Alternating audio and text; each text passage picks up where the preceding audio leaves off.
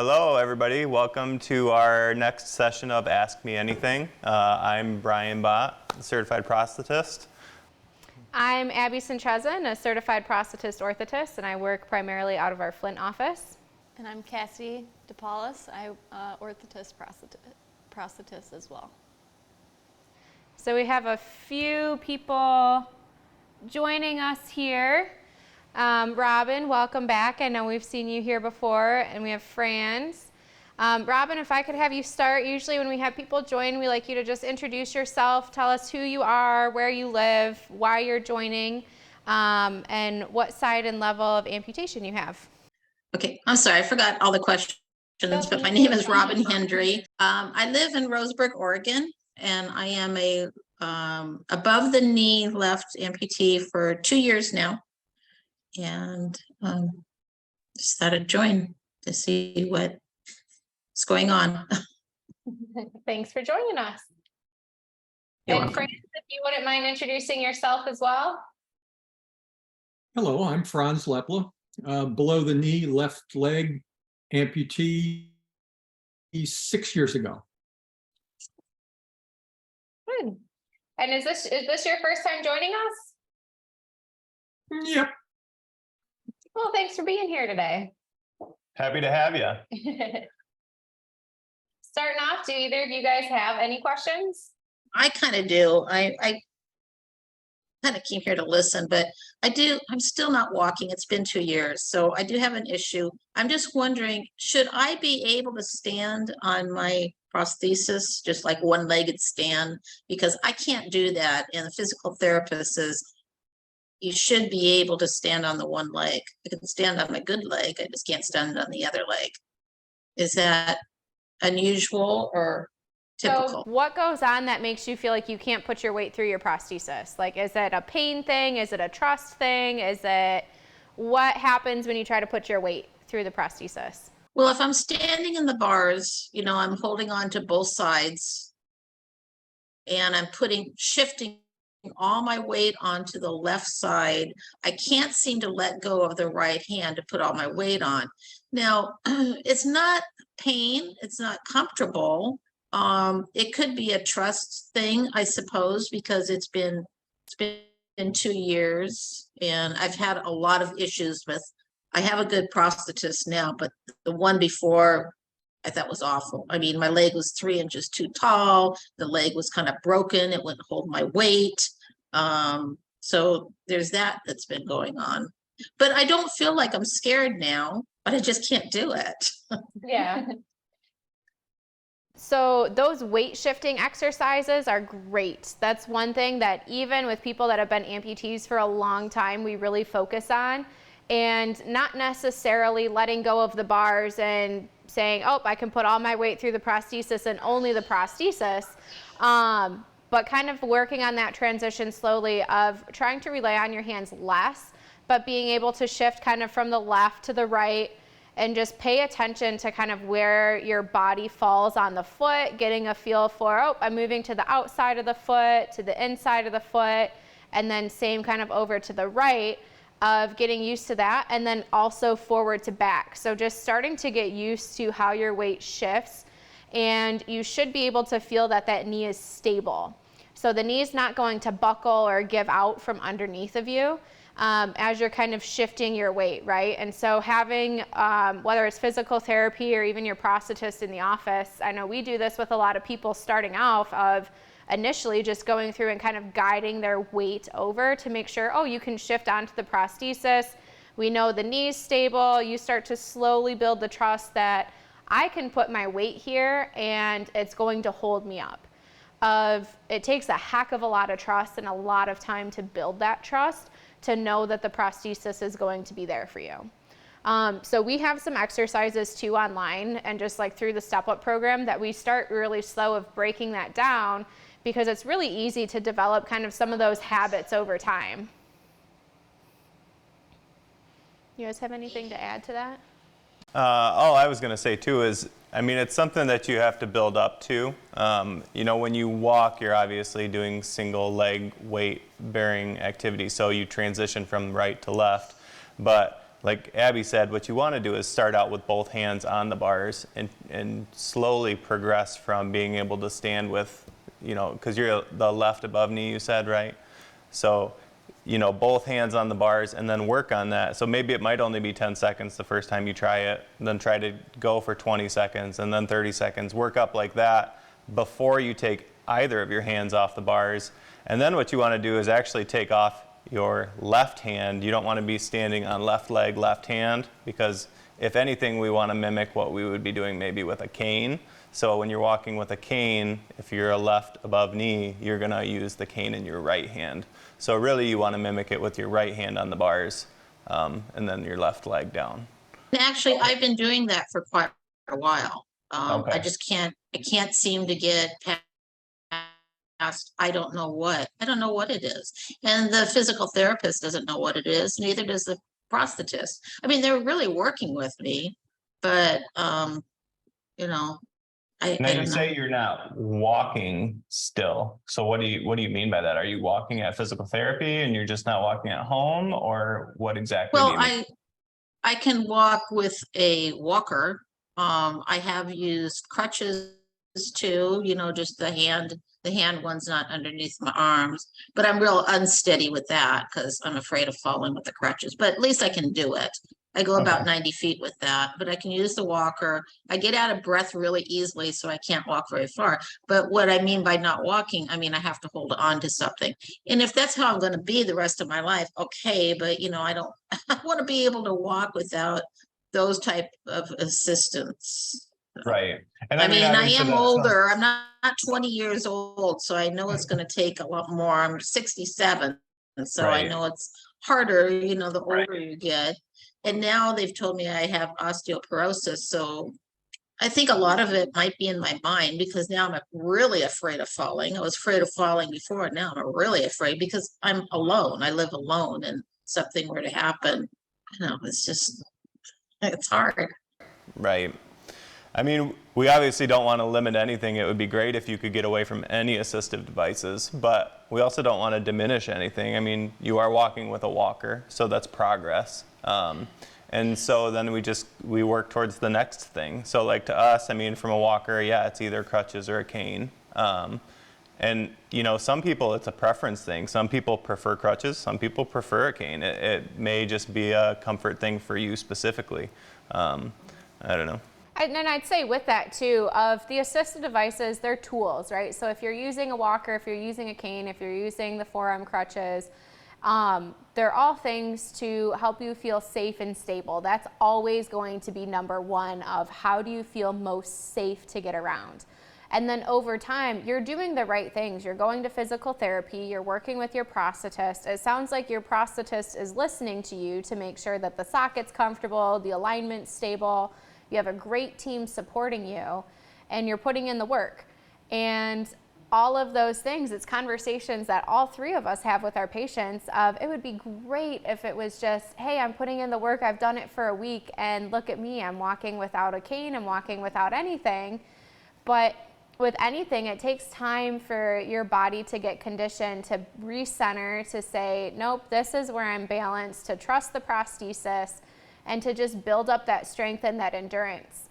I know you had mentioned that it's exhausting because it takes your body so much more energy to be able to walk with a prosthesis, let alone with an assistive device. But keep doing what you're doing because it'll start to pay off, and you'll notice that you're relying on the walker less of, even if it's hey, a couple months ago, how much weight was I putting through my arms with the walker? If you've noticed that, have you noticed that maybe you're relying on the walker a little bit less and putting a little less weight through your arms? At times, but I do put a lot of weight on my arms, especially my right arm. I got a pretty strong right arm now. I'd say with all of those, it takes time. It'll be a progression. You're putting in the work. So show yourself grace along the way too, and it'll come. All right. No, I haven't given up, but I just get frustrated. It's like, why can't I do this? I mean, I know I can't compare myself to others, but I had a friend that was just recently above the knee, way above the knee, and she's already, you know, walking. She just uses a cane. It's like, how'd you do that? It's only been like a couple months, you know? So I know everybody's different. Yeah. Well, Thank just keep you. up the good work. Hey, Robin, have you ever tried having the knee locked into place so you'd be walking without worrying about the knee? Well, I seem to do that myself. I don't always bend the knee, not on purpose. It's just I'm not putting enough weight over there on that side. So I'm peg legging it sometimes, but it's kind of still the same thing. Yeah, it sounds like a trust issue with that knee, and you got to be kind of mechanically inclined to know how it works. Yeah. It might, you know, just to study on it for a while, maybe with somebody like your prosthesis, say, here, let me show me how that knee Yeah. works. What about it's going to save me, you know? So that way, you know, it was easier for me since I don't have a knee to deal with, and I could walk on a peg leg, you know. So. Yeah. How long have you been? I forgot. It was An 6 amputee. years. 6 months? 6 years. Oh, 6 years. Okay. Yeah, that first, you know, since I'm a below the knee, after Yeah. about 3 years, you have two bones that kind of rub or get close together, and that's kind of aggravating. But I got through that. That takes a couple of years. Between year 3 and year 5, you got that movement because all the muscle is atrophied. So Sure. what you're left with is bones and skin. And they don't join those two bones together. They cut one off shorter and then they chamfer them so you don't cut your skin with the sharp edge. But other than that, that's what I'm walking on. And I'm doing good. I start out at 4 miles a day. Wow, that's amazing. I'm 72. That's awesome. That's great. great. Yeah. Fantastic. You're making us all look bad, Franz. No. I just enjoy walking. I walked that's great. 7 miles a day. I lost a leg. I was out walking because I'm a farm boy from Ohio and I just enjoy walking. Yeah, that's great.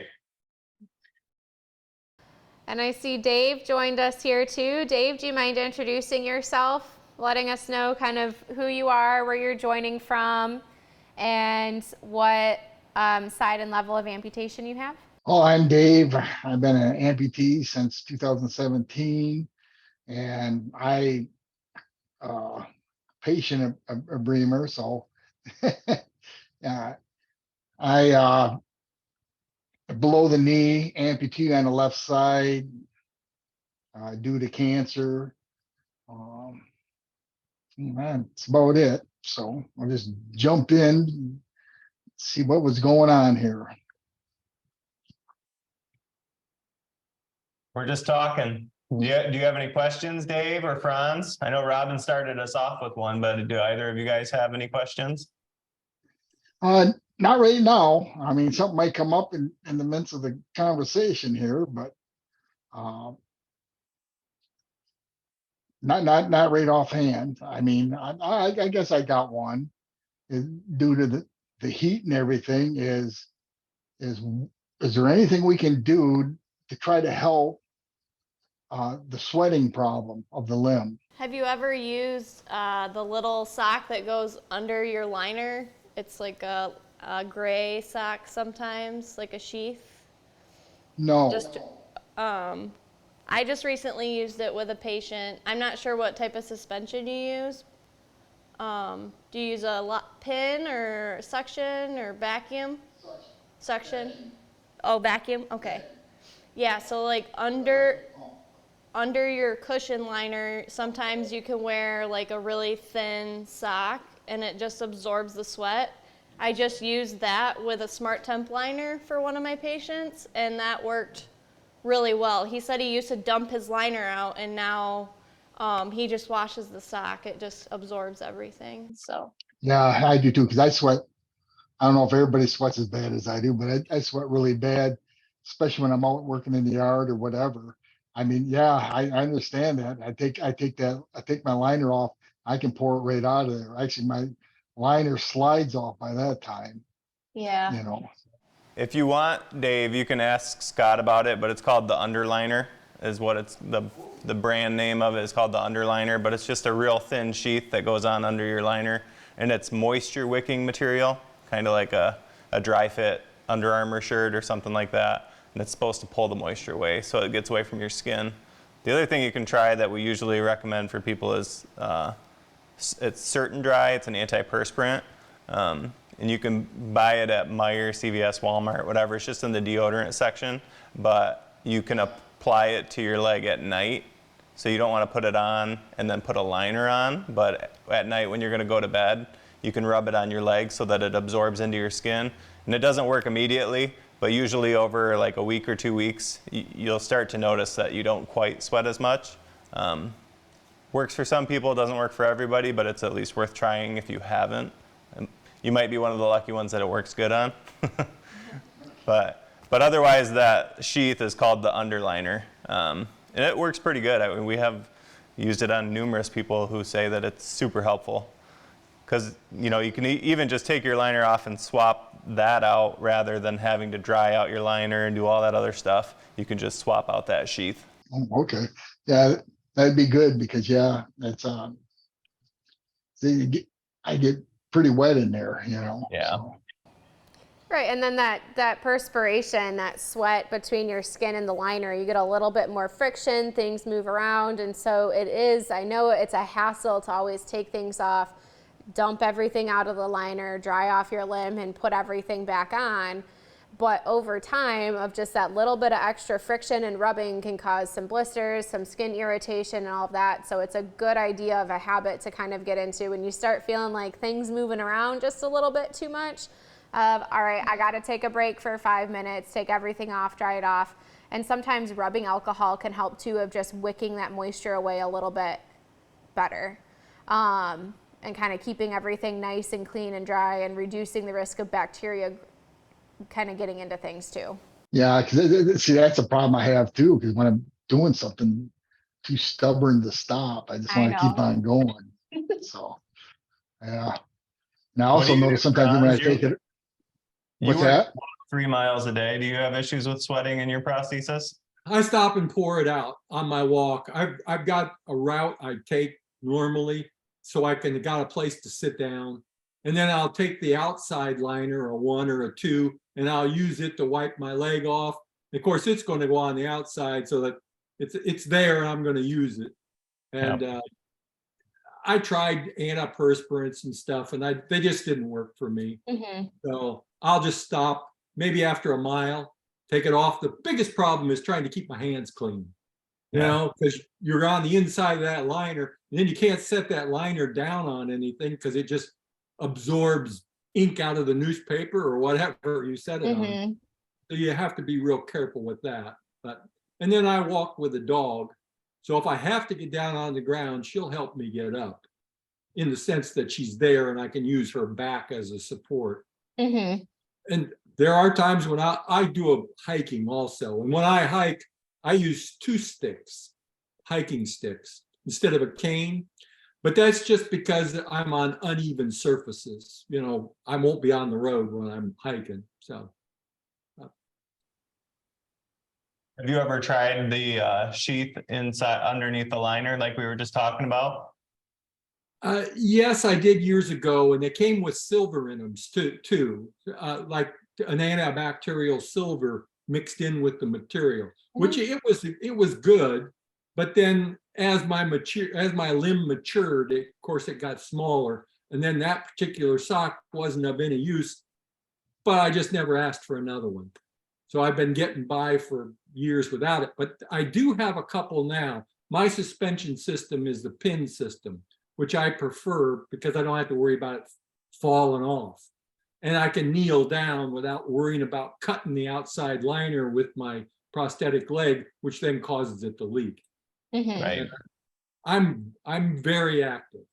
Do you do any other activities besides walking and hiking? Do you have a water leg that you swim with? I do my yard work and all that stuff, and I have an in-ground pool, but I don't have a leg to take into the pool. And I had damaged one leg wading in water with it. And it's because the set screws are made out of steel, so the set screws rusted. Everything else was okay, but Mhm. without set screws, the leg isn't much good either. And Right. it was time for me to get a new leg anyway.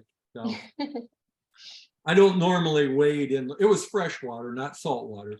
And I don't normally wade in with my prosthetic leg on, but there was a guy fell out of a boat and I could wade out. Since I'm 6 foot tall, I could wade out pretty far.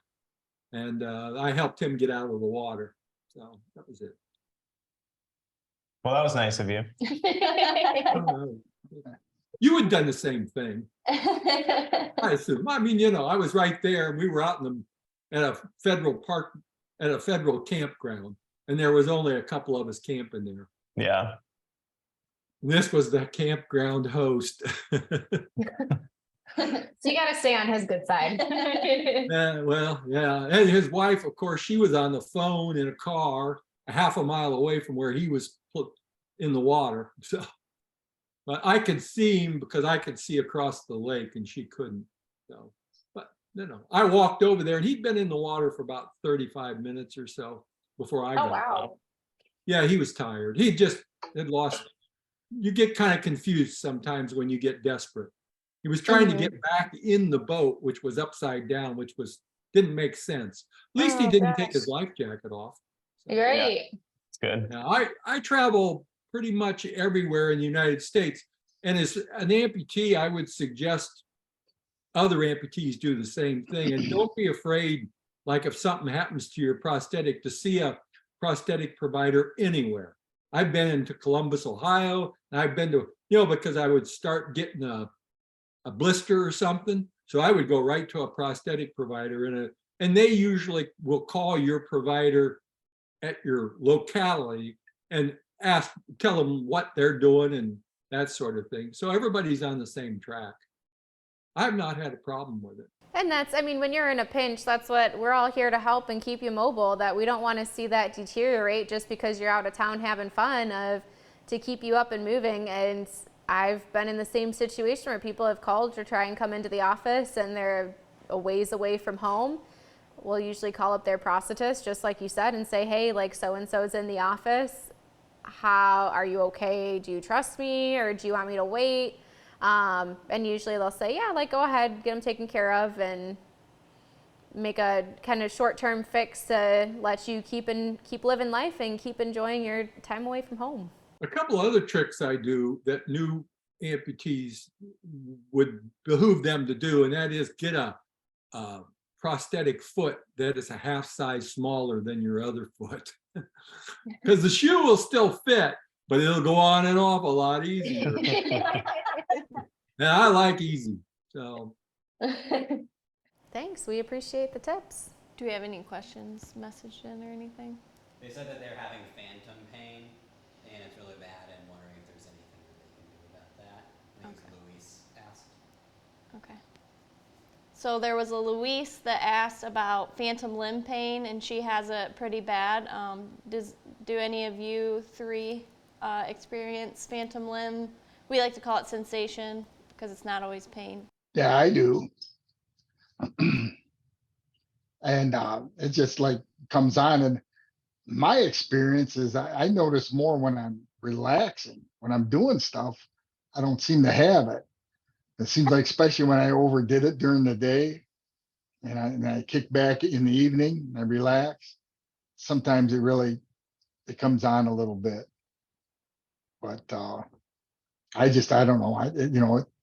Sometimes it's annoying, but I just sort of deal with it a little bit. I try to take my mind off it, and I don't know, that seemed to work for me a little bit, So anything specific that you do, Dave, or just other than trying not to think about it?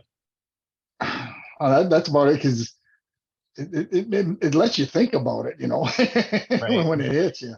I mean, because to me, mine is like a quick jolt, like taking a little electric shot and, hitting your, I usually feel like where my toes are supposed to be. And it makes you jump, a little bit. But I just sort of shake my leg and I try to get my mind off. It's the only thing I can do, I don't know if there's anything you can do about it, but That's about it. And like I said, I notice mine mainly is when I'm kicking back and relaxing.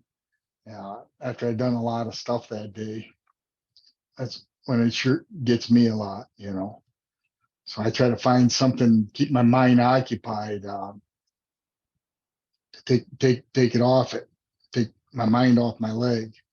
That's about all I do. I don't know what else. If there's something else, hey, speak up, somebody, So I'll be I put happy to a hear. compress on.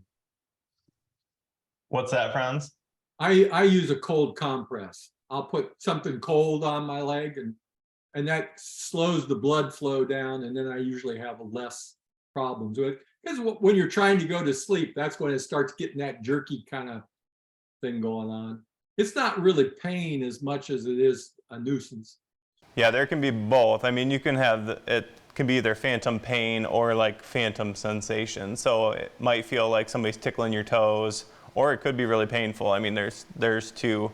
I mean, those are good suggestions. If you are really having pain, I mean, you can talk to your doctor about getting a prescription, for there are nerve medications that sometimes help. I don't want to say they always help, because people take them and then they say it doesn't help. One other thing I know of that some people have found to be effective, it's called mirror therapy.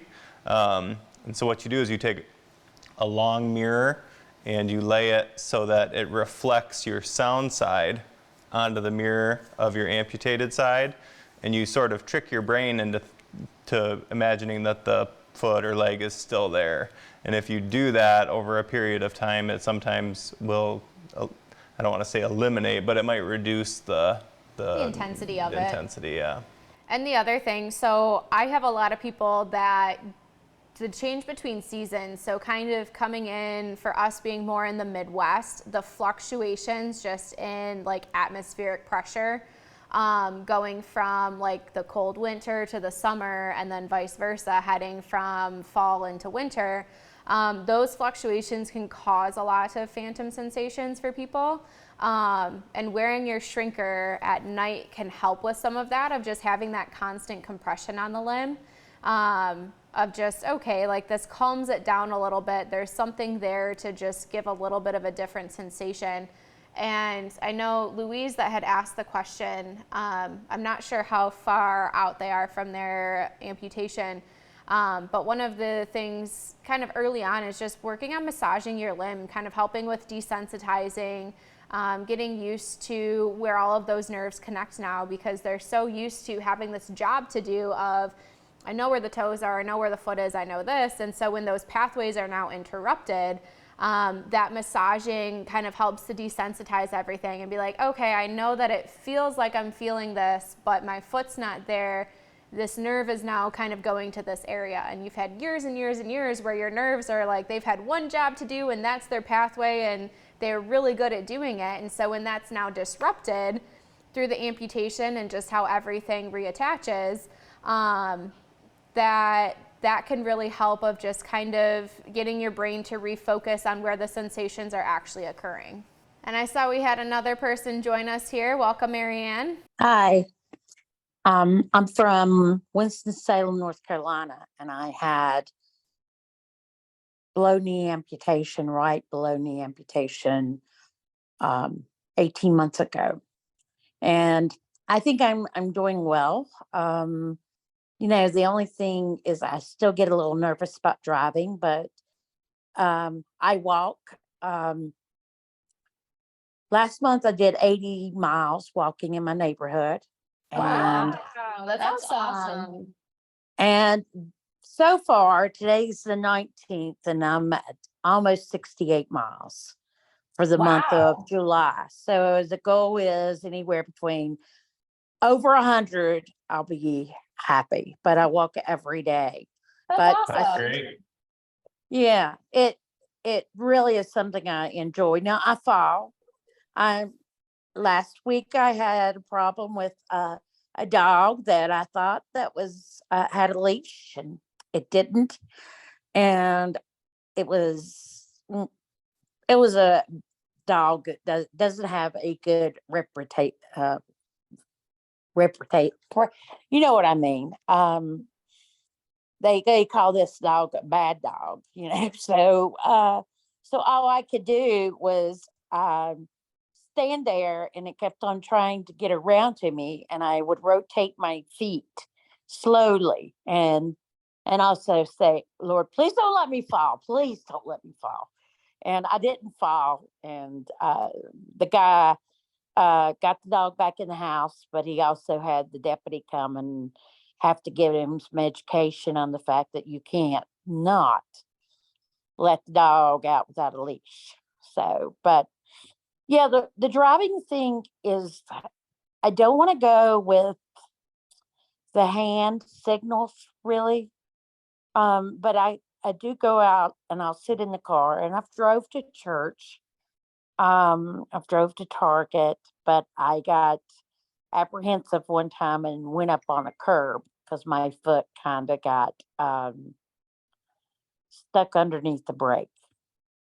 And I mean, if anybody's got any good things to do to feel more comfortable about driving, that would be great, because I don't like to get out there and get apprehensive and when I'm driving, especially when there's a lot of traffic. Now, I have drove to the Prosthetist, and I had no problem. But then I had the incident where I went up on the curb, and then the fear just kind of came over me. Are you a right or left leg? Right. I mean, you know, usually what we suggest is, at least I always suggest, that you should take a driver's test with your prosthesis. In my eyes, it's just a way of taking off any chance that somebody could sue you saying that she shouldn't be driving with a prosthesis. If you've taken a driver's test with it, they've certified that you're capable of driving with it, and it just kind of eliminates any worry if anything were to happen. Alongside that, I mean, I know that instead of going to the hand controls, you can get, I believe you can get the brake and gas pedal switched so that it could be left foot driving. So that would be an option too. And then I guess anybody else that wants to chime in, Franz or Dave or anybody too, on how you drive or any tips. My tip is don't take the test. You're capable. You did it already. Taking the test can only cause problems. Thank you. There's plenty of people, you know, there's plenty of people driving around with one eye, with one ear, hard of hearing, Coke bottle glasses. You know, all you've got is a minor thing there. It's too bad it's not your left leg like mine instead of your right leg, but that's okay. You'll get by. Yeah. And I agree. You just don't let your confidence down. Just keep your confidence up. You can do it. It won't be no problem. You're walking fine. You're doing everything else fine. Just after a little bit of time, it'll be just normal to you. Okay. Thank you.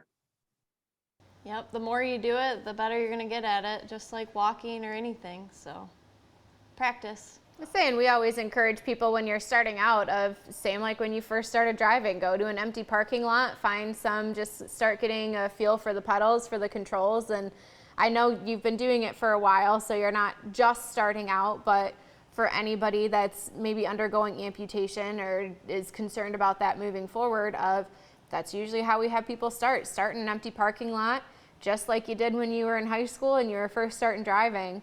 And a lot of it for below knee amputees is going to come from the thigh instead of so much of pointing your foot up and down. It's coming from moving your whole leg kind of up and down and getting used to that control. The limb becomes part of your original leg. You just got to believe this is me, this is part of me, and you'll get used to it. You'll learn to feel and with your leg instead of your toes and all that, and it would be like nothing. After a while, it'll be just like it's part of you. I see we had another person join us here. Do you mind introducing yourself, kind of sharing where you're from, why you're joining, and what side and level of amputation you have? Me? Yeah. Oh, okay. Sorry, Hi. your name's not in the little description at the bottom. Oh, sorry. My name's Oksana. I'm from Ontario, Canada. I don't currently have an amputation, but I'm awaiting one. I've had so far a toe amputated. So I sustained an injury back in, I want to say the beginning of March. And I'm a juvenile diabetic. So my toes have become necrotic, and from what I understand, it's moving quite quickly. Right now I saw a vascular surgeon on Monday who has basically given me the option to try what I think he called it a forefoot amputation with no more odds of it healing than 50%, or just going all in and having a below the knee amputation. So my question is, because I feel like this is an impossible decision, what am I looking at prosthetic wise, or like long-term mobility? What would be better for me in the future going forward at this point? Like if what does a forefoot amputation involve as opposed to a below the knee amputation? I don't know what would be better for me going forward in the future for mobility. So can you give us just a little bit more background information of like, how's your mobility now? Are you able to kind of get around? Are you going through wound care for everything? Non-weight bearing? I've been told to completely offload all weight. So I'm in a wheelchair at the moment. I can go short distances, but I am in a tremendous amount of pain, for one, in the ball of my foot, and sometimes traveling further up. I also have like really bad nerve pain from the diabetes, so that plays a factor. And yeah, the toes at the moment look terrible. Like they need to go for sure. But it's yeah, I'm having wound care, and I'm not bearing any weight on it. Okay. And then sensation wise too, can you feel things throughout the rest of your foot, like on kind of the bottom of your foot, through the midfoot, through the heel, the top of your foot? How's your sensation? I'm like hypersensitive on the top of my foot. My toes I've lost all sensation in my toes. The ball of my foot is very painful at the moment. I feel like it's been painful since that initial amputation. He took the third toe.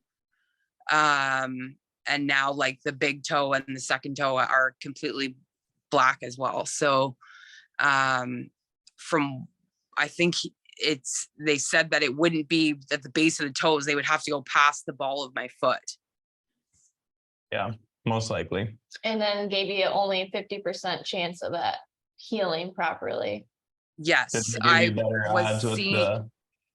He said the 95% chance of it healing as a below knee. My opinion on that would be, one, the better odds of it healing with the below knee amputation. I mean, if you go do the partial foot and it's only a 50% chance, then there's a good chance in 2-3 months that you have to go have the below knee amputation anyways. We always say that preserving as much of the residual limb as possible is a benefit. If they leave your whole heel, then what you kind of have to worry about are your options for prosthetic feet. So you're going to have the whole length of your leg, and then you're trying to add a prosthetic foot to the bottom of that.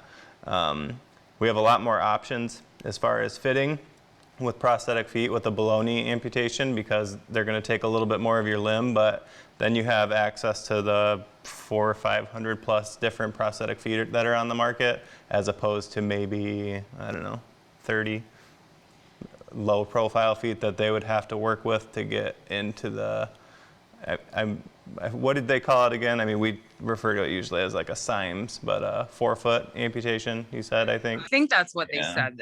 That's what they said. But yeah, so basically I would just be left with a heel, I guess. Like, yeah. And the main I'm not sure how that works. The main benefit of that is that you still have the heel, and realistically you could walk on that without a prosthesis. So that's the main benefit of that, along with the residual limb being left full length. So you can put weight on it, but like I said, it really reduces your availability to prosthetic feet and different things that are available, the little bit higher that they go. I was given the same choice when I went in. I don't know if this helps her or it's similar. Mine was due to cancer on one of my toes, and they gave me the choice to either they could remove the front part of my foot, or they said we could leave you your heel, or do a below the knee amputation. They recommend the below the knee amputation. Before I went, and this is coming from University of Michigan, U of M. So Okay. this is what they told me, and maybe this will help you in your decision or not. But they sent me down to their. I already was set up with Scott at Bremer there, but they sent me down to talk to their prosthetic person down there just to help me make my choice. And he pretty much said, well, the front toe and the heel takes longer to the heel. Mm-hmm. He said, and as far as shoe wearing, it's going to be tough with just the front toe or the heels, what they told me. He recommended that, he pretty much was telling me the below the knee was the best route to go. Is what he told me, and these guys can, maybe have a better answer on this, but he told me that with the below the knee and with the new feet and stuff they have with it, I'd be able to walk much better than I would with just the heel or the front toe. But I had the same choice to make as you, and I went with the below the knee, and I have, and I think it was, for me, it was a great choice. My dad actually had his heel left, but this is way back in World War II now. So, and he always, he didn't have no issue walking and anything, but he had this big foot put on. But anyhow, but what they were telling me is, with the below the knee and with the new limbs and feet and stuff, that I'd be able to walk much better and get around much better. I would if I just left the heel. And as far as wearing a shoe, they said it'd be pretty hard, with the other amputations to wear a shoe on that side, find a shoe to wear on that Right. side. The people from Bremer, what do you guys think of that? So I would say Michelle, one of my patients, shared a lot of her story. She was kind of in a similar situation. She had diabetes. She ended up getting Charcot foot and kind of a lot of breakdown at the midfoot level. And kind of went through like limb salvage for a period of time. And so that one we shared online, and her story is available too, just because I think she hits a lot of kind of similar points that you might be able to relate to. It's a very personal decision. But one of the things to consider is with that 50% chance of, if things aren't healing and you have reduced mobility and you're continuing to go to wound care and offloading and dealing with that's time where your mobility still isn't being optimized, of being able to get back and work on your strength and be mobile and recover and keep moving forward, of you're kind of stuck in this spot where it's okay, like it's almost healed and you're making progress and things are going well. Obviously, we always want to assume the best, but kind of looking at that other part of it of, okay, even if it heals 80% of the way, but it takes a little bit to get that last 20%, it's still time where you're not as mobile as you are and your muscles are atrophying, and then it takes more time to build back that strength and that endurance to get your mobility back to where you want it to be. So it's just another piece to consider of what that healing process looks like for both of them too. A little bit more to the story was what caused this whole problem was I had a stroke back in December. So I lost all function on my left side. which is now the side that they want to amputate, because I had a fall after I was released from the hospital after learning how to walk again. And that's what caused this trauma to my foot. I broke my toes during when I fell. So I already have like reduced balance and left-sided weakness that still is kind of left over from the stroke, because I wasn't able to do the full physio after having this fall. So that's like another thing I have to think about when it comes to already having not great balance and also not wanting to be in a wheelchair for the rest of my life. So I guess with the stroke, how much do you have a lot of strength of moving your foot like up and down, like lifting your toes up and pointing them down? I can move them now. I couldn't when it first happened. I can now. Like I can move at the ankle. I don't think my toes, like I'm looking right now, I don't think my toes are doing much moving. And then at the knee, your knee's still pretty strong? Yes. That's good.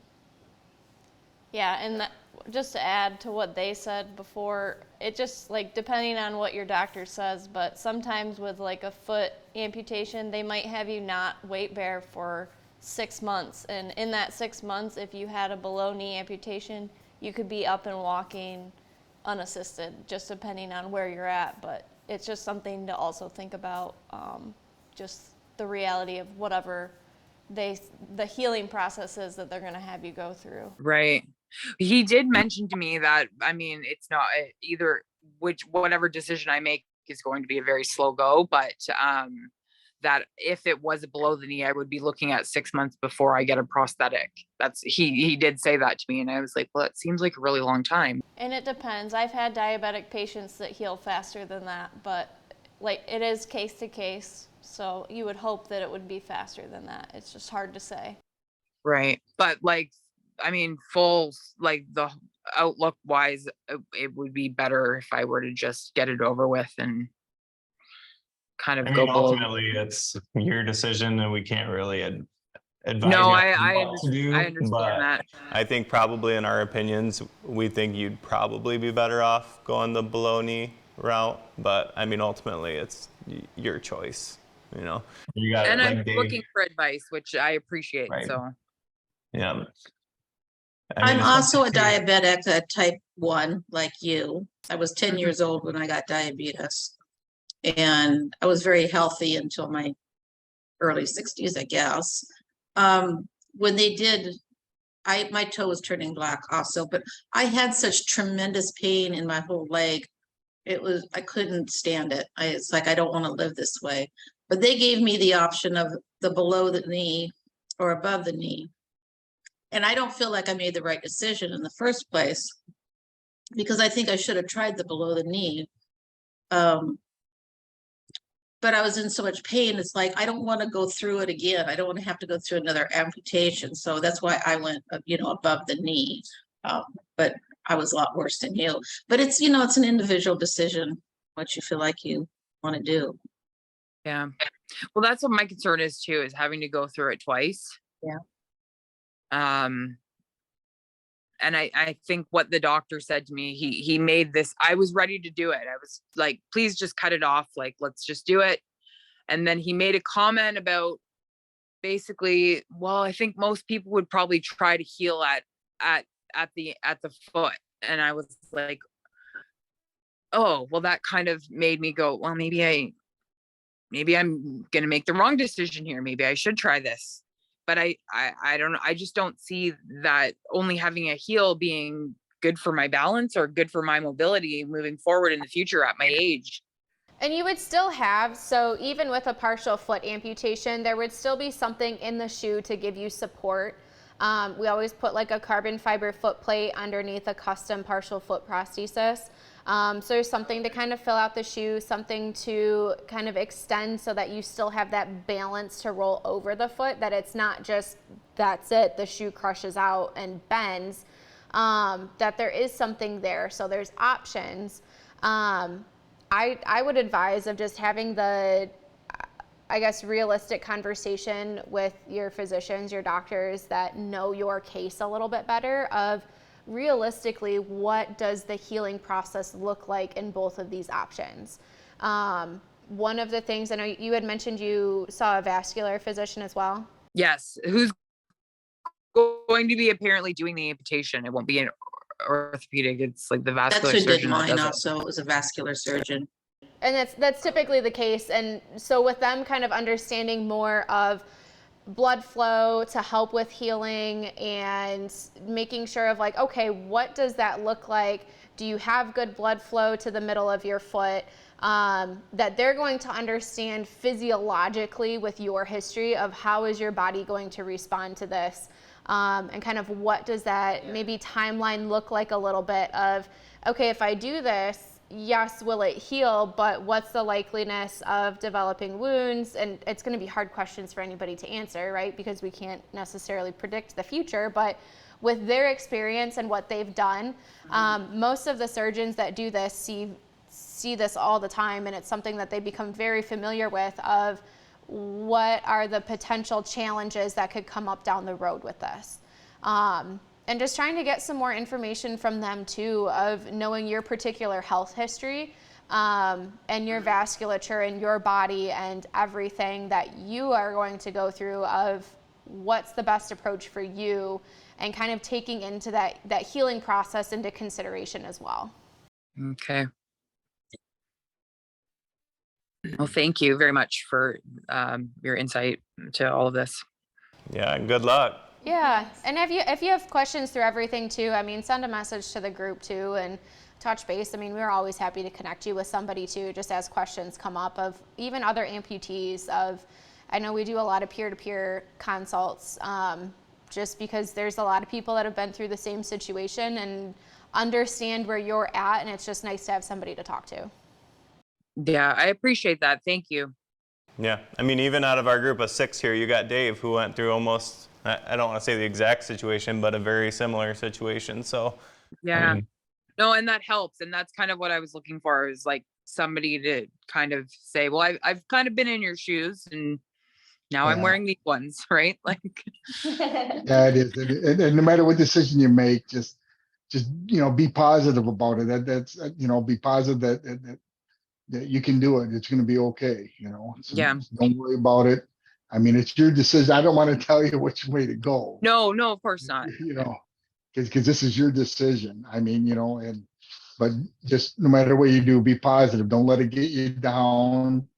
And it's and like after the amputation, there's a healing process, but after a while, it's just that limb will become part of you, and then you just, it'll be fine. It'll be fine.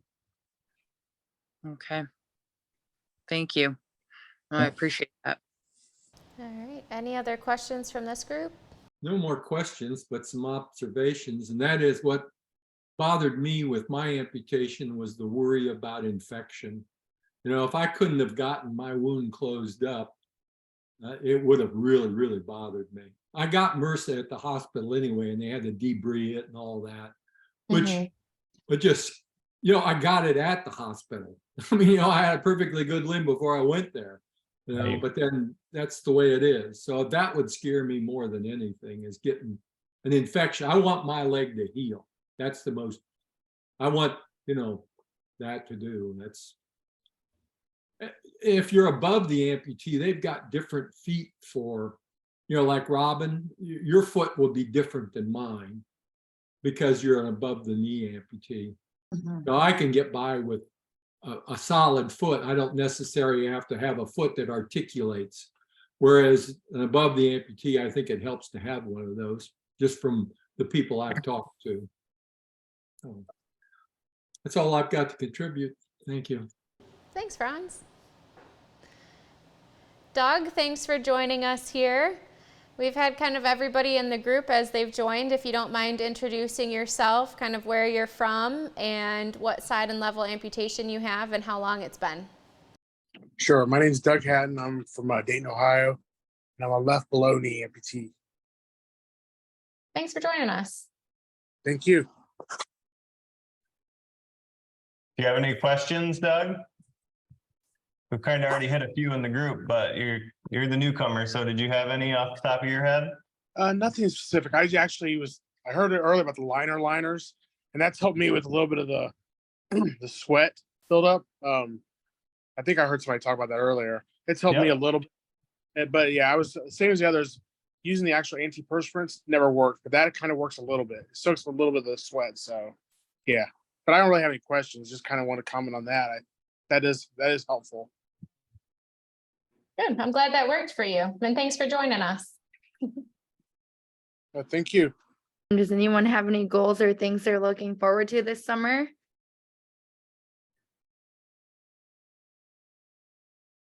I'm hoping to get to the Bay of Fundy. I tried to get there in 2019 and then my passport was expired, but now I've got it. Bay of Fundy's up in Canada on the East Coast. And now they've got smoke, and then the Green Valley, which I was going to go through, through Vermont. Now it's flooded. So, but eventually this fall, I hope to get there. I've got a little 17-foot Casita RV I pull, and I almost bought one there at a used one from the Air and Space Museum in Dayton, Ohio. I'm from Wapakoneta, Doug, so I'm just north, or I used to be, and now I live in Florida. And yep, I know where Wapakoneta is. Yep. Of course you would. Anybody, yeah, from Ohio, first man to walk on the moon. Yep. Absolutely. And I work for the Air Force, so I get to go to the museum all the time. So, yep. I had a brother-in-law who volunteered there for a while as one of those guests that walk around with people. Yeah. Yep. Yeah, I've been there. I've grown up here, so I've been there 1,000 times when I was a kid. Now, as an employee of the Air Force, I get to go there every so often just to kind of look around and stuff. So it's pretty cool. Yeah, very, very cool. Yeah. Yep. Franz, did you mention what was the result of you needing an amputation? Because it sounds like you were very active too beforehand. Yeah, it was blood clots. Okay. They were evidently, I had an enlarged place behind my kneecap that I didn't know about. I was running 5Ks and I was walking 7-8 miles, and evidently it collected some old blood clots. And then when they flushed out down into my foot, they couldn't get rid of them. And they tried all the remedies medical wise to dissolve the clots. And my foot then had blood flow to it, but the foot wouldn't take a drink. They called that compartmental syndrome, which is just the way it is. And that was 6 years ago. What scared the hell out of me what scared me was I looked up, I'm 65 years old or so, and I Googled what happens, and they said life expectancy 5 years. I haven't looked back. I figured if you only got 5 years, you may as well do the best. So I went and bought a new RV, took my other one to California and left it out there, and picked up a new one in Texas on the way back. But now I've outlived that. Now I'm at 6 years, so I foresee that I'm going to continue to go on. But, it's just one of those things. I'm happy with the life I've got. I've got to see a new grandchild born in Wapakoneta, Ohio this year. So congratulations. Everything's going good. I'm so happy for you. That 5-year mortality rate that they say for amputees, we'd really like to do new research on, because in our case, at least with our patients, that is not the case. People live much longer and happier than 5 years. And so that's something that I know, Abby, you've specifically thought about getting down to the details of what's going on with that, because that would be horrible to read and find out about if you knew you needed an amputation. I tried to buy life insurance. That's what started it. Suddenly I felt vulnerable. And then when I looked it up, they said, "Nah, we ain't gonna insure you." So I have a question for the other amputees online. As far as exercise, how do you guys get exercise? I'm actually going to go back to the gym here soon for the first time. My amputation was in December of 21, but I now feel kind of a little more confident that I can actually get back in the gym and actually work out. What do you guys do? for exercise? I'm 4 miles every morning. I just walk, and then I do garden work. I'm up on a ladder. I'm busy. So The ladder scares me. yep, chainsaw scared me more. I got rid of my chainsaw. I could see that. But I Doug, got if rid of you my chainsaw and my firearms. I'm at 72. I don't need a weapon around. So. Doug, we had actually put together a strength training program specifically for amputees with a lot of just kind of modifications to different exercises that's shared on our website. So it was a strength training program that we've used to progress into our 5K, so it's more lower body focused. But there's videos of all of the exercises, there's a plan written up, there's demonstrations of everything to kind of go through and start there of really focusing on building that strength, balance, core, focusing on glutes, control of the prosthesis, of things that are going to continue to help you basically optimize your mobility and your balance on your prosthesis. So that's a great place to start too, because I know nobody likes to go to the gym and be like, what the heck do I do now, right? So just to give a little bit more guidance too. That's great. Yeah, I'll go check it out. So it's on your guys' website, the actual written. Yeah, Okay. I just added 3 different links because we have 3 different areas on our website for workout videos. And so we have amputee like workout classes that we do virtually. Those will resume in September or October. So I linked videos to those. Those are like half conversations and then half working out. And then I linked all of the exercise videos we have that's like strength training, weightlifting. And then I also just linked our Step Up to 5K program that Abby was just talking about. That'll help you or anyone really begin moving again to train for a 5K, because you guys should come out because you live in Ohio, which isn't too far. In Frankenmuth, Michigan, we're hosting a 5K on August 19th, and it's for amputees. So if you guys want to come out and get to walk and hang out with everyone. Dave, are you doing the 5K? No, Dave ain't doing the 5K. I'm sorry. No, but I'll be there. I'll be there watching everybody else. So. I'd say it's a fun run. So even showing up to us, that's your accomplishment. You made your goal. That's the hardest part.